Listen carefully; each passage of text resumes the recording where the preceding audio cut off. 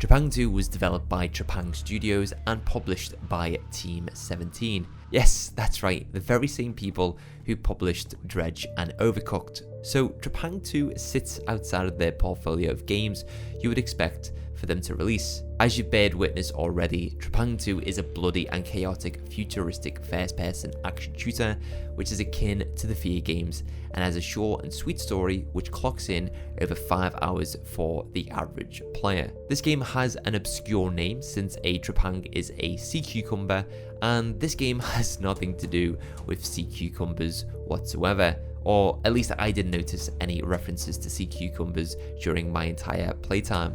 It's also titled Trepang2, giving you the impression that this is the second game in the Trepang franchise, but sadly there is no Trepang1 and it's just Trepang2. Now with that all out of the way, in Trepang2 you take control of the genetically enhanced super soldier, subject 106. 106 is held captive and is being brainwashed by subliminal images of witnessing life on Earth being destroyed in mere seconds. Then immediately a bullet pierces the monitor and we turn around to see a masked figure holding a firearm, giving us the opportunity to escape from the secret facility we have awoken in.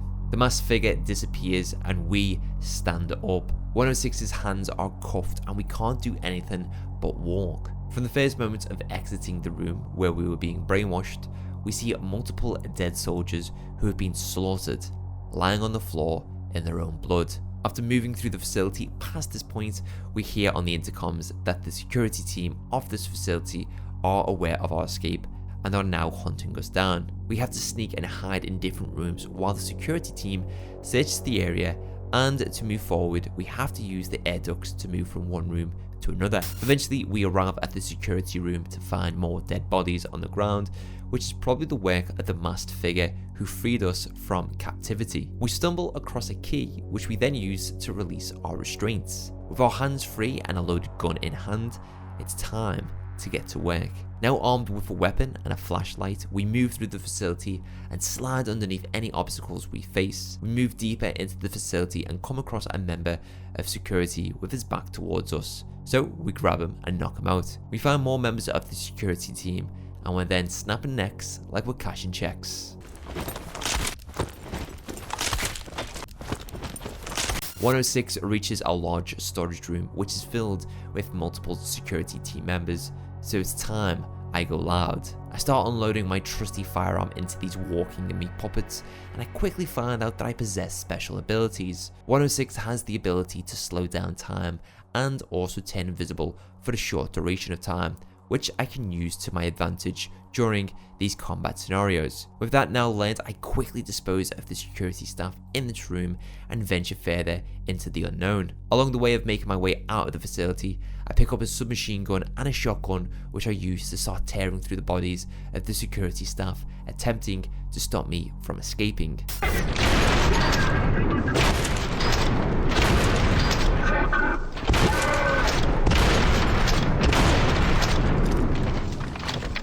After soaking the corridors of this facility with a liquid thicker than cranberry juice, I found the body of the masked figure who freed me. With the masked figure's dead body on his knees, I see that he decides to perform the noble samurai practice of seppuku.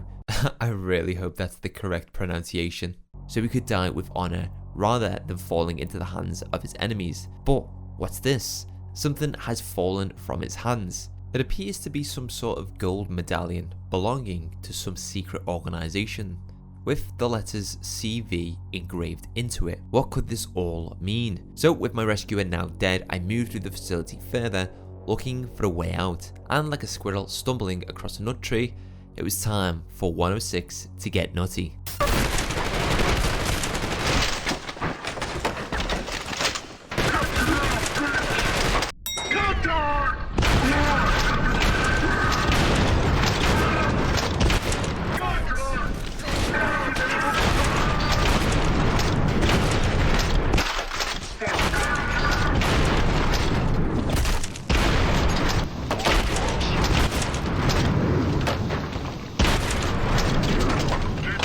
I eventually enter the loading bay, which has elevators against each wall, and I have hopes that one of these elevators would lead me out of this facility. The chief of security orders the last remaining units to storm the loading bay with hopes of putting an end to me. I was like an ant walking into an ant trap, or so they thought. Each elevator door opened and out came dozens of soldiers firing their weapons at me. So I said enough of this Toy Story.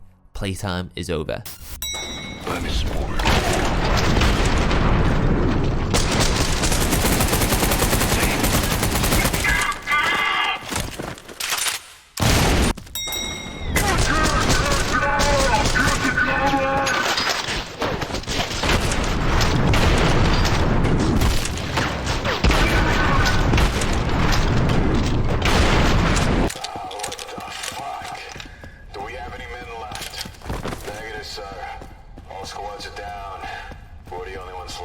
After all the soldiers in the secret facility were dead, I had one last person to deal with, which was the chief of security. The chief came out of the exit door and I quickly disposed of him by sliding, slowing down time, and by going invisible to unload these bullets into his head. Everyone was dead, or so I thought. An operator named Ghost of an Unknown Task Force speaks over the intercom and lets his team know that 106 is approaching the helipad and they need to watch for friendly fire and make sure I extract safely. I leave the loading bay through the exit and I'm greeted by multiple friendly soldiers from this unknown task force. I enter the helicopter and take off.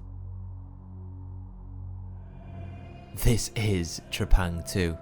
From here, 106 is taken to another secret facility which is controlled by the friendly task force who rescued me. En route to this new facility, the director of this task force promises 106 revenge against the evil corporation who had me locked away, who are named the Horizon Corporation, since this task force is also fighting them too. The director welcomes me into Task Force 27 and I begin my battle against the evil Horizon Corporation. The story from this point has 106 and Task Force 27 fighting the Horizon Corporation across the world, with you and your team looking to take them down by destroying their secret projects. I'm not going to discuss much more of the story from this point or talk about spoilers because I strongly urge you to play this game. However, the story kept surprising me and I was shocked by all of the dark, twisted and deranged plot points that you uncover, which definitely influences the player to play this game over and over again. Outside the story, there are many more things the player can do. You can customize all your weapons however you want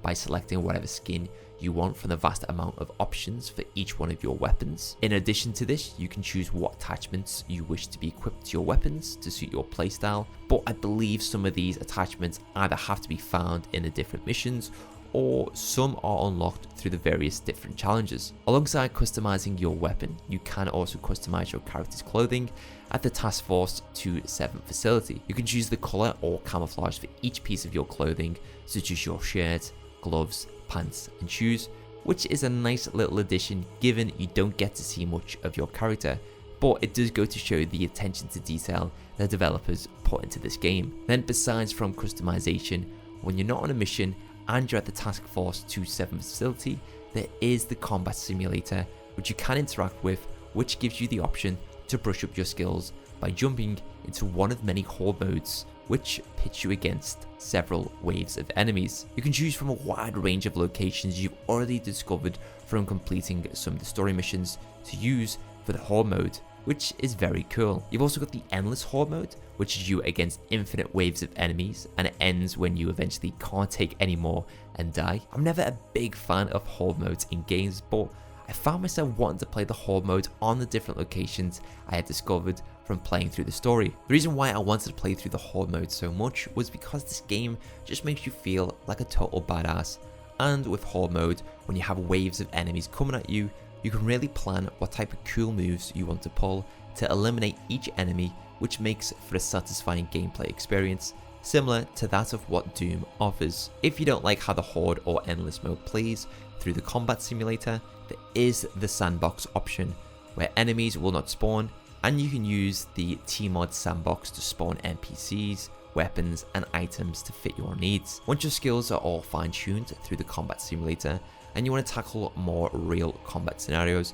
there are also side missions which all support your cause in destroying the Horizon Corporation. These side missions are just as good and polished as the main missions, and the developers ensured this game had quality across the entire board. What I like as well is at the Task Force 27 facility, you have the high value targets board, which shows you all of the different bosses on all of the different missions and who you have eliminated. So this pushes you even more to make sure you have this board wiped clean of all of these peasants. Then I have to give massive praise where huge praise is due, because this game gives you cheats. Yes, I said that right, cheats. Whatever happened to cheats in games? Because games nowadays don't offer you cheats and just instead hopes that if you wanted to use cheats, you just mod the game. However, this game gives you the option to enable cheats whenever you want. Most of these cheats make the gameplay easier or funnier, and even some go against the player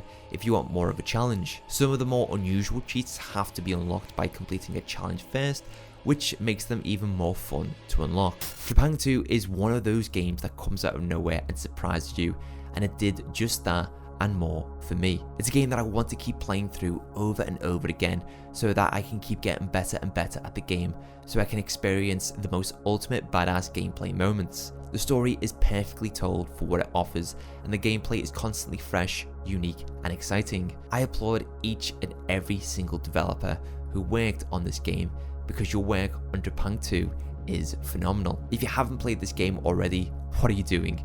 Do yourself a favor and pick this game up when you get the chance to do so, because you will not be disappointed. This game is available on PlayStation 5, Xbox Series X and S, and PC. So hopefully after seeing this video, you decide to pick up Trepang2. If you do, please drop the video a like rating. If you have played this game before, or if you think this game deserves a sequel, please let me know in the comment section down below.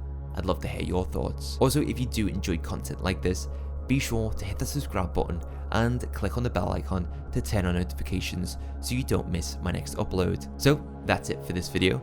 I hope you guys enjoyed it, and thanks for watching.